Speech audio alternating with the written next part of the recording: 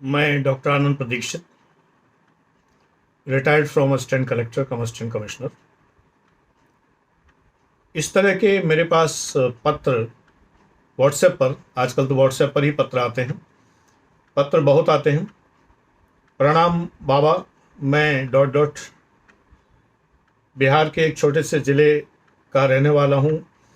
मैं आपको बहुत सुनता हूँ, ऐसा आभास होता है कि काश आपको पहले सुन लिया होता तो आज जीवन में कुछ सार्थक कर रहा होता। दुर्भाग्यवश मेरा मन पढ़ाई में बिल्कुल नहीं लगता।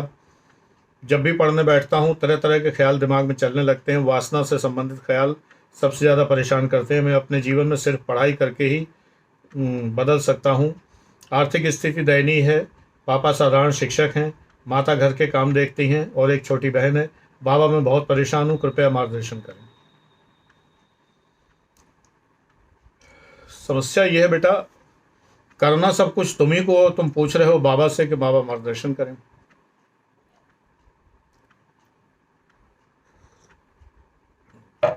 सबसे बड़ी बात यह है कि आर्थिक स्थिति दयनीय है।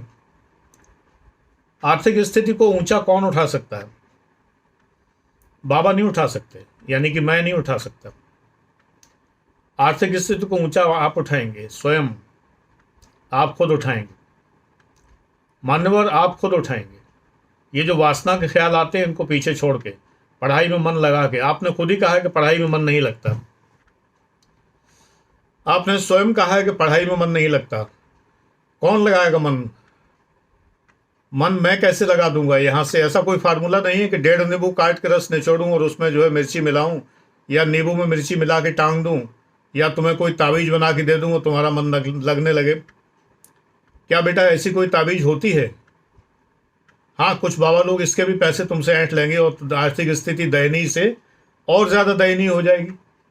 अभी एक मेरा छात्र है, वो अपने बड़े भाई की किसी बीमारी, जिसको मैं तो कहता हूँ शिजोफ्रीनिया है वो, लेकिन उस बीमारी को न पहचान के, मनोवैज्ञानिक को न दिखा के, और उसको किसी सरकार बाबा के यहाँ जाके चले गए। कानपुर में कोई सरकार, एक्स सरकार, वाई सरकार, जेड सरकार बहुत रहते हैं, तो किन्हीं सरकार के यहाँ चले गए।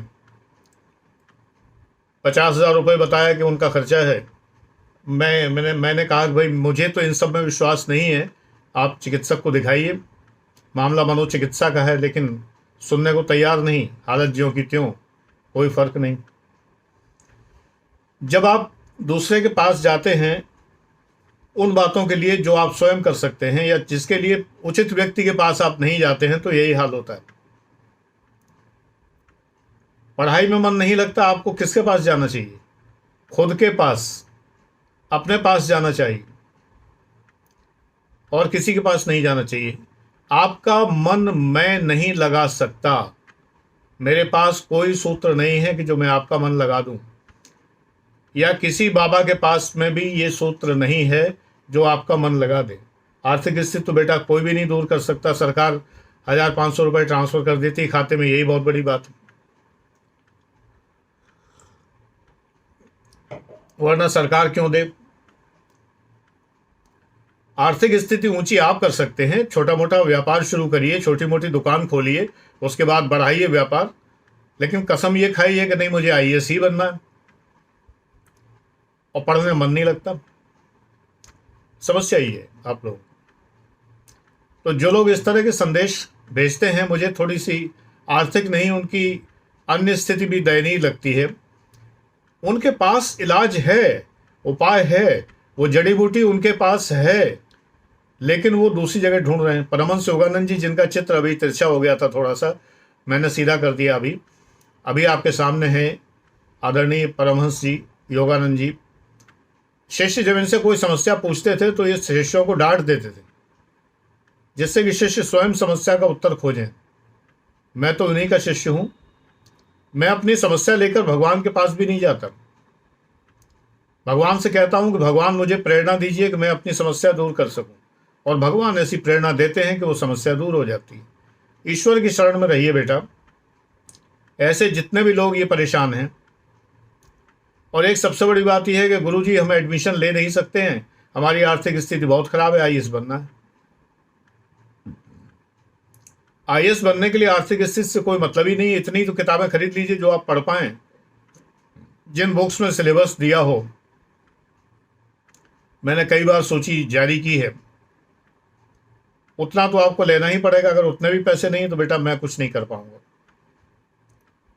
और उन किताबों को लेकर बैक ईयर पेपर पढ़िए, बुक्स पढ़िए, SBBNR सिलेबस देखिए, बुक्स पढ़िए, बैक ईयर पेपर पढ़िए, नोट्स बनाइए, रिवीजन करिए। पैसे की ज़रूरत कहाँ है? किताबें खरीदने के लिए जितने पैसे की ज़रूरत है उतनी ही है। अब आप चाहते हैं कि कोचिंग भी, कुछ लोग ऐसे होते हैं, छोटा बैच, अरे नहीं गुरुजी इसमें सब कुछ नहीं मिलेगा। बड़ा बैच, नहीं गुरुजी वो तो ज्वाइन नहीं कर सकते, अब पैसा है ही नहीं। बड़ा बैच इसलिए नहीं ज्वाइन कर सकते कि पैसा नहीं है, छोटा बैच इसलिए नहीं ज्वाइन कर सकते कि भरोसा नहीं है। अल्टीमेटली कुछ भी नहीं हो पाता।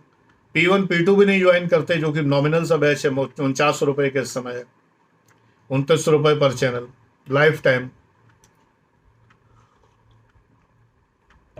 Everything is greater than zero. आपको कुछ नहीं मिल रहा है, इससे बहुत ज़्यादा मिल रहा है उन बैचेज में, वो भी ज्वाइन नहीं करते। ये नादानियां हैं, विशुद्ध नादानियां जो आप लोग करते हैं। इसलिए इन प्रश्नों को करने के पहले एक बार ये सोचिए कि इसका हल आपके पास है और किसी के पास नहीं है, आप ही के पास हल है। Thank you.